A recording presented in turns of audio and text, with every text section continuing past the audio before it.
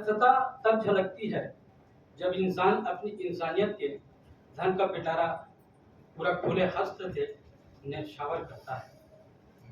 यथार्थ की बात करता हूँ। मैं प्रत्यक्षदर्शी दृष्टि से गोचर परवश आत्मसात किया हूँ। एक वृद्ध व्यक्ति अपने हिस्से की रोटी से एक रोटी खाता है और दूसरा रोटी किसी वृद्ध व्यक्ति के निवाला के लिए बचाकर कागज में लपेटकर उसके लिए ले जाता है, जिसे उनके घर से कभी इस प्रकार का सौभाग्य ही प्राप्त नहीं हुआ था। नेकी करने की हुज्जत हर किसी के दिल में और नसीब में कहाँ होता है जनाब। बस एक चाहत जो इंसानियत को जगा दे और सच्चे इंसान होने का गुरूर हो, तो मैंने इंसान को खुदा होते हुए देखा है।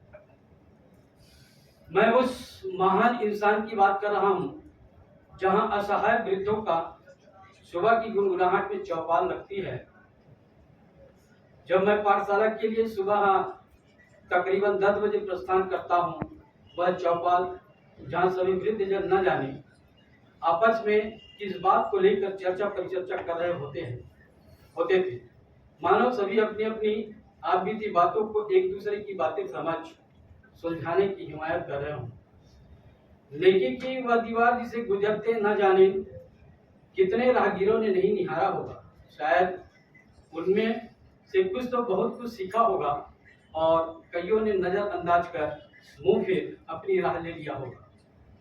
मैं आज जब अपनी ओर उस पल को फिल्मा कर देखता हूँ, तो मानो ऐसा प्रतीत होता है कि अब वह चौपाल में क्यों नहीं दिखते वृद्धजन, जो किसी समय में बड़े ही मजे से प्रसन्नचित्त मुद्राओं में ऐसे दिखाई पड़ते थे जैसे हमारे पूर्वज अपने भविष्य को सुरक्षा देने कोई योजना बनाकर दुनिया को परोसने की तैयारी कर रहे हो। यह शाश्वत सत्य है, यह सच्ची घटना है जिसे मैं अपनी दृष्टि से देखा करता था। वह अनजान कोई वृद्ध व्यक्ति नहीं, अभी तो वह वृद्ध मेरे अपने पिताजी थे, जो अपने हिस्से की एक रोटी अपने उस असहाय वृद्ध मित्र को, जो कि वह भी अति अस्वस्थ हुआ करता था, जिसके लिए वह अपने हिस्से की रोटी प्रतिदिन ले जाकर देता था। वह दिन मुझे काफी उत्तेजित किया जब पिताजी इस संसार से अनजान राह चले गए थे, जिसे स्वर्ग कहते हैं, जहां नेक दिल लोगों को शायद उस परमात्मा को भी आवश्यकता होता होगा। आज पिताजी इस दुनिया में नहीं है, लेकिन उनकी आदर्शता आज भी मेरे दिल में अपना घरौंदा बनाकर रह रहा है। जीवन पर्यंत नेक कार्य किया गया हो तो ईश्वर उस पुण्य आत्मा को भी उपकार के बदले उपहार के रूप में शायद बिना दुख दिए अपने पास बुला लेता होगा। पिताजी के स्वर्गवास होने के कुछ 10-15 दिन बाद उस अस्वस्थ वृद्ध व्यक्ति को भी नेक कार्य करने ईश्वर अपने पास बुला लेता है।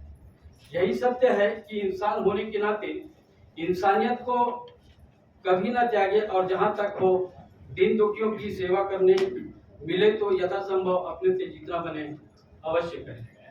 इस कहानी को जो है मैं प्रत्यक्षदर्शी में अपने पिताजी को ही स्मरण में लाकर के